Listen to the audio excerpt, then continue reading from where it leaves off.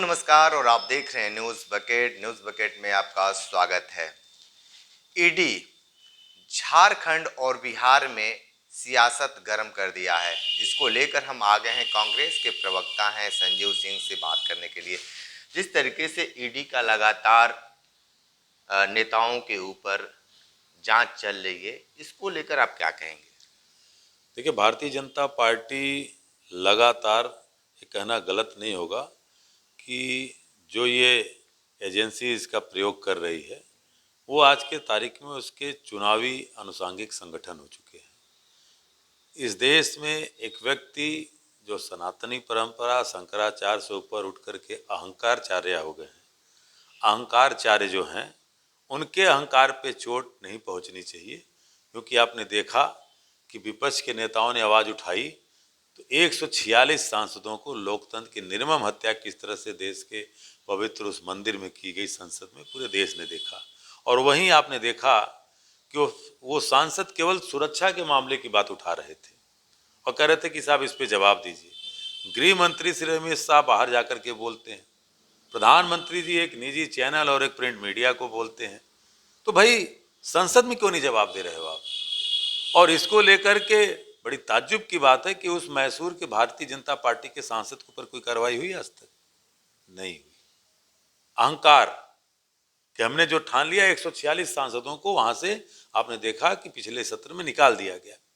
अब झारखंड का मामला, लगातार भारतीय जनता पार्टी झारखंड के मुख्यमंत्री माननीय शिबू सोरेन के ऊपर, माफ कीजिएगा, श्री हेमंत सोरेन के ऊपर दबाव बनाया हुआ था इस्तीफा देने का, और पूरी तरह से एक षड्यंत्र के तहत अभी देखिए पूर्व मुख्यमंत्री श्री लालू जी के ऊपर अब वहां शुरू कर दिया। तो हमने जो बात कही और कांग्रेस के लोग जो बात कर रहे हैं कि ये ईडी है, सीबीआई है, इनकम टैक्स है, ये सारे इस तरह के जो संगठन मतलब संस्थाएं हैं उसको एक अपना आनुषंगिक संगठन भारतीय जनता पार्टी ने बना लिया है।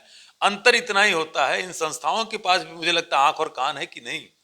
ऐसे तमाम नेताओं के ऊपर इन्होंने जांच किया, बहुत लंबी फेहरिस्त है।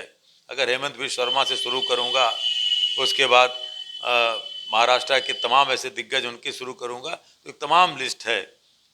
तो इनके वॉशिंग मशीन में चला गया, इनकी भाजपा रूपी वो कथित गंगोत्री में चला गया तो साहब लोग वो नहांस कर लिया।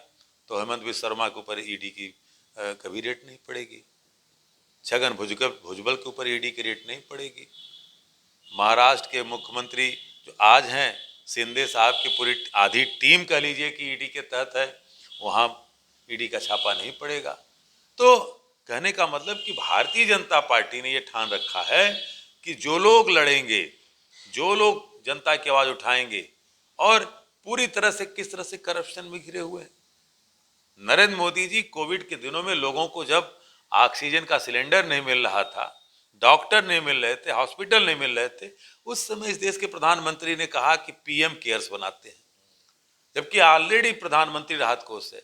आज तक पीएम केयर्स के नाम पे हजारों करोड़ रुपए लिए गए और क्या कहा गया कि इसका जवाब हम आरटीआई के तहत नहीं देंगे। आप मतलब खुले तौर पे आप चोरी कर रहे हो। भाई देश की जनता का पैसा आपने लिया, वो पैसा कहां गया? क्यों नहीं आना चाहिए?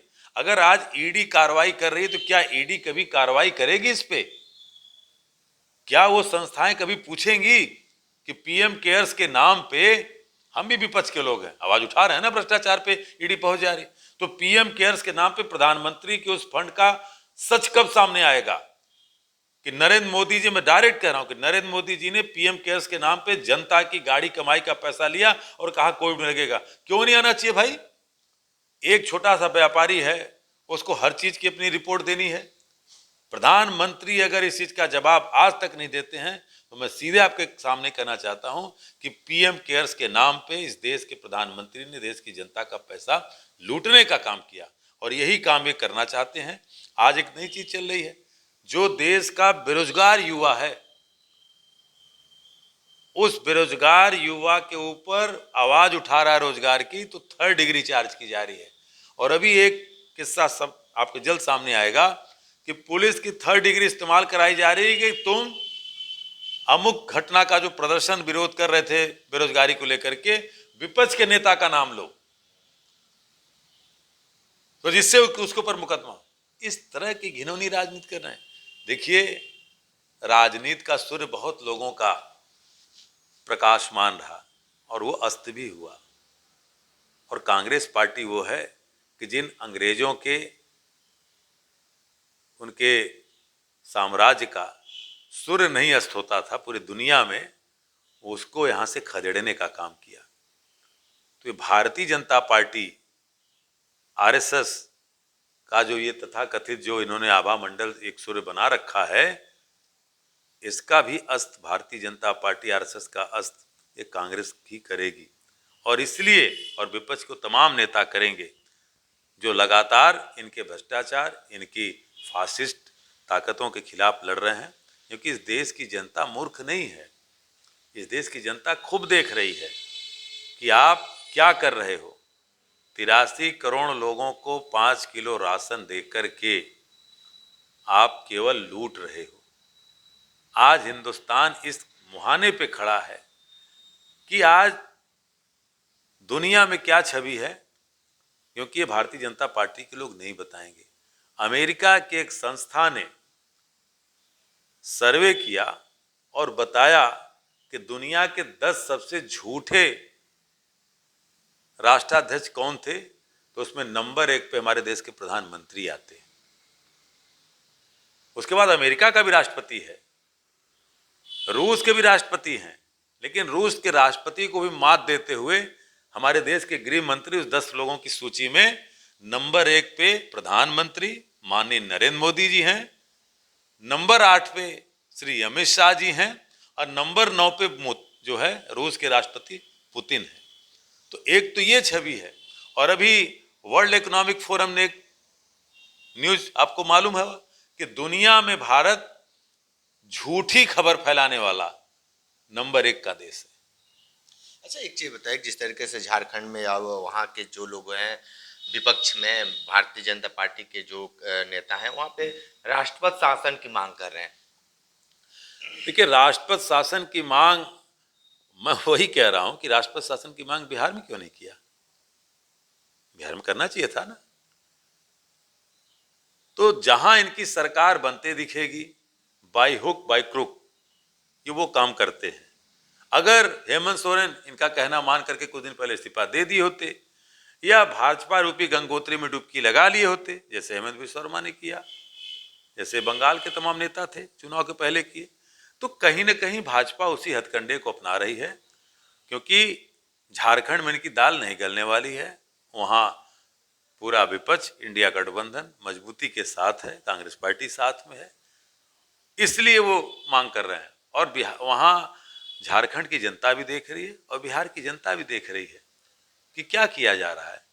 और इनके साथ बिहार से ही अलग हुआ झारखंड, ये लोग किसी के सगे नहीं हैं।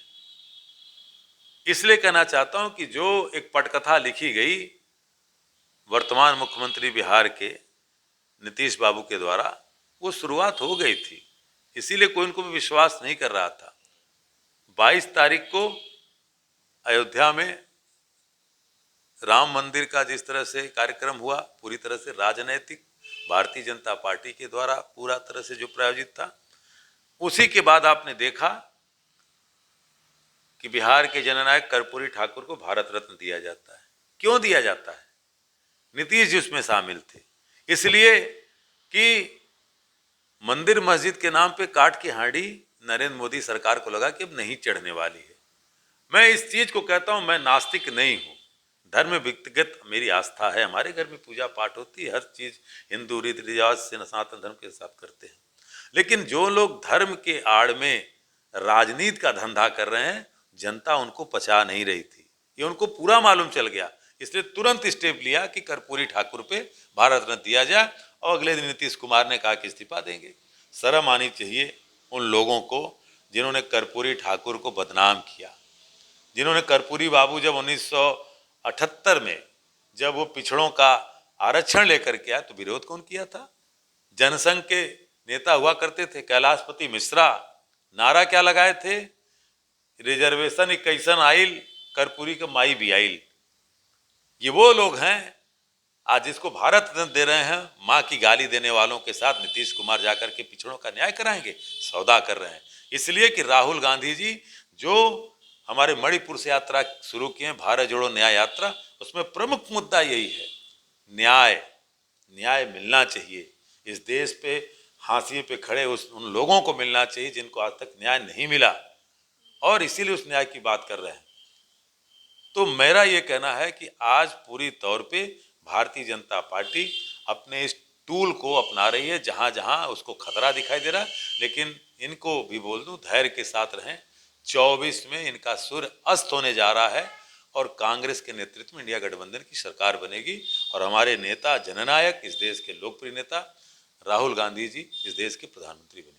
ठीक है, तो आप सुन रहे थे कांग्रेस प्रवक्ता संजीव सिंह को। लगातार ये बातें बहुत सारी बताए हैं, लेकिन इस तरीके से बताए हैं कि एनडीए का अस्त होने वाला है और इंडिया गठबंधन का उदय होने वाला है। तो वक्त के समय क्या होगा, विशेष रिपोर्ट कर रहे थे। तुम्हारे साथ बने रहिए न्यूज बकेट के साथ। हमें दीजिए इजाजत, नमस्कार।